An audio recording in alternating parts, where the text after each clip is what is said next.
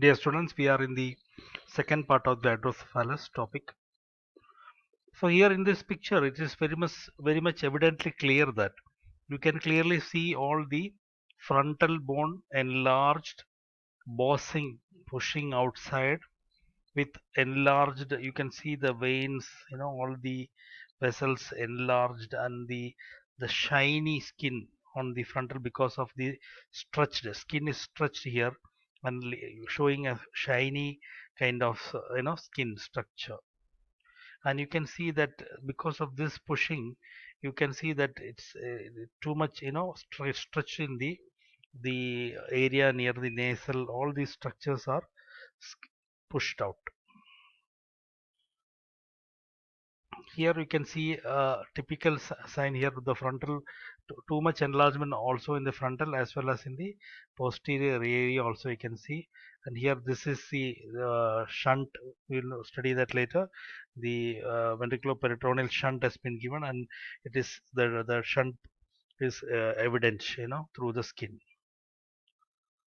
Infancy, protruding forehead or bossing, depressed eyes. Because of this pushing, the brain is pushed out for frontally.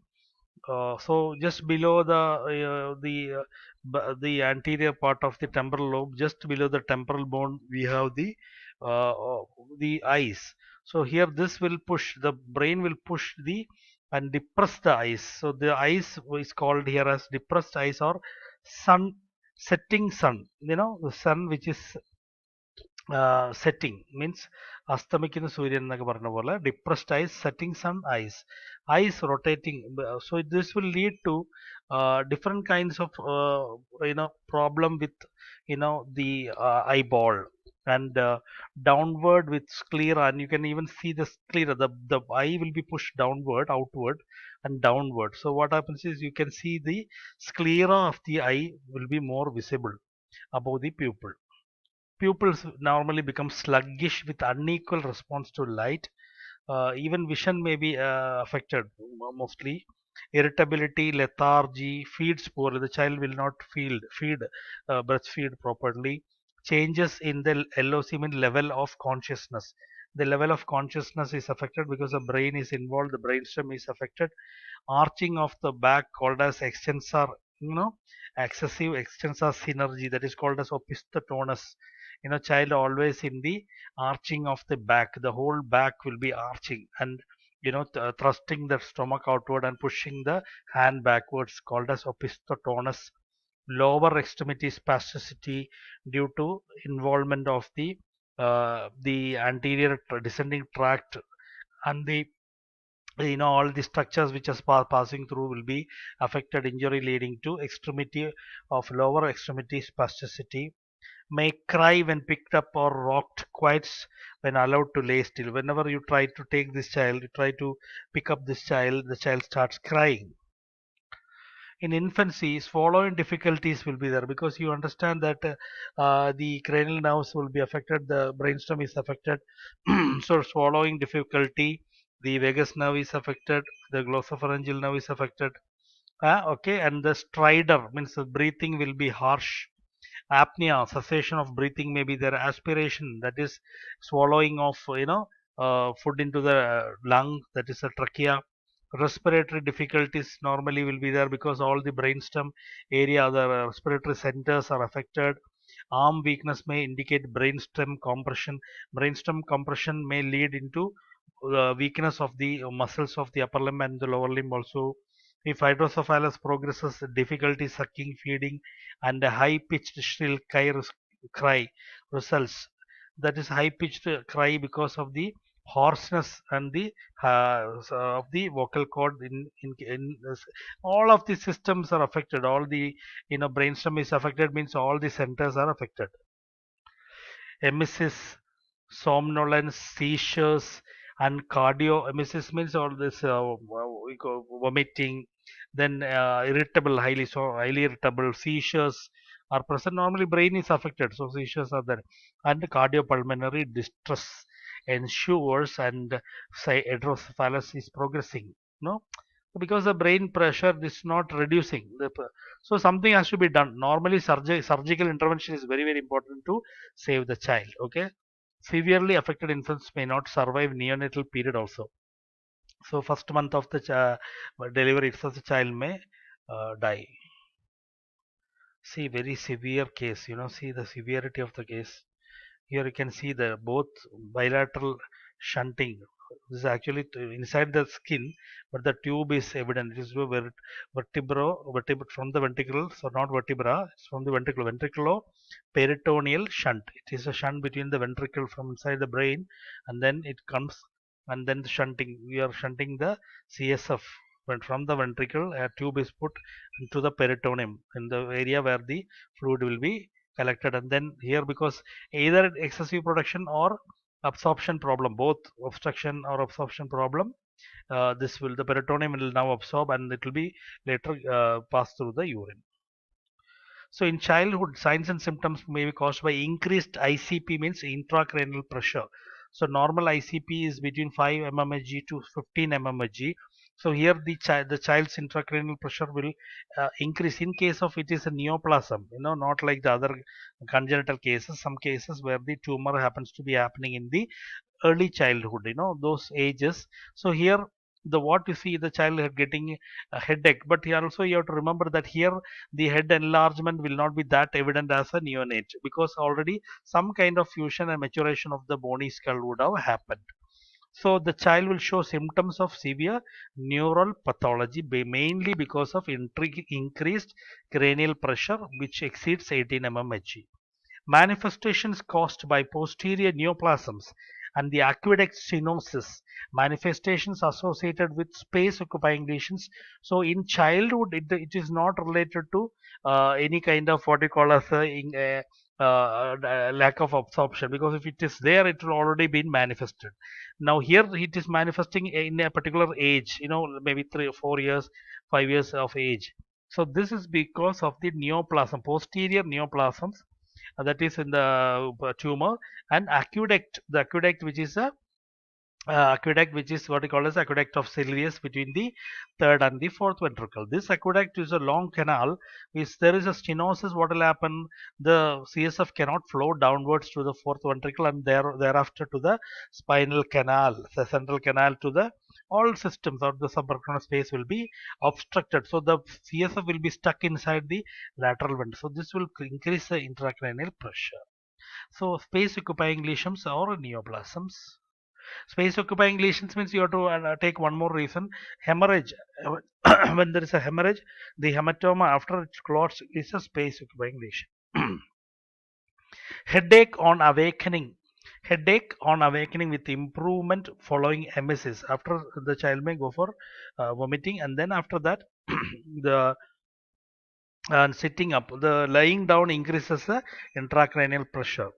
Papilledema, swelling of the optic disc, DT obstruction. That is, and commonly seen, the neurologist will diagnose that using a ophthalmoscope, and they can see the fundus of the.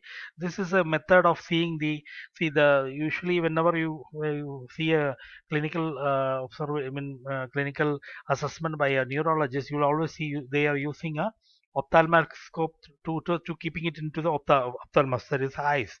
So through that ophthalmoscope, they can see the fundus, that is optic disc of the eye, which is actually the extension, the outside extension of the brain. It is actually part of the brain. So here, any problem with the brain, the neurologist will see that. And here there is called as papilledema, swelling of the optic disc. Extrapyramidal tract signs such as ataxia is there. The child may have ataxic gait. Irritability, lethargy, apathy, confusion, and often incoherent. Means the child is not, maybe the child is sitting, but the child is not able to focus, not able to listen to somebody, tired all the time, irritable, highly irritable, getting angry, confused, apathy, crying, the totally a confusing dilemma situation. So this is what they see in the normal the optic fundus. When through the ophthalmoscope, inside the eye they can see the optic disc. Then here you can see the inflammation of, this is the normal, this one. normal optic disc. You can see the optic disc has been deranged and then scattered and inflamed. In childhood, other signs such as Dandy-Walker syndrome is a congenital defect, late onset of obstruction of foramen of Luschka and Magendie. You know that the foramen of Luschka is the lateral and the right and left apertures of the fourth ventricle, and the Magendie, that is the aperture in the that is from the fourth ventricle. So this will obstruction may lead to bulging occiput in nystagmus. Nystagmus means repetitive what do you call as eyeball rolling, up and down like this, sideways. So nystagmus, then ataxia and cranial nerve palsies. So this all will relate to bulging occiput. Again, it is affecting the eye movement. Nystagmus happens, rolling of eye, then ataxia, that is imbalance, the wide-based stance, cranial nerve palsy because the brainstem is affected. All cranial nerves are originating from the brainstem, either from the midbrain, pons, or medulla. So all the cranial nerves will be. So you will see most of the cranial nerve according to the involvement, the pressure will be involved. Females are predominant, means 3:1 ratio of predominance for gender. Absence or occlusion of ventricles. So this is a very rare syndrome. Absence of a particular ventricular system is not complete. So that will lead to what we call as Dandy-Walker syndrome, which is also similar to ulnar Chiari malformation, which is also seen along with the uh, hydrocephalus. So what the diagnostic evaluation? Antenatal, before the delivery itself, the fetal ultrasounds as early as 14 weeks itself. What happens is the child's fetal ultrasounds are useful to see that any kind of anomaly, earlier anomalies are there in the shape of the head or the presence of an enlarged ventricle. In infancy diagnosis on head circumference crosses one or more grid lines. There is a head circumference measurement which is normally taken and which is has to be measured, compared with the infant growth chart with using a grid lines, which is actually used as a the standard deviation method.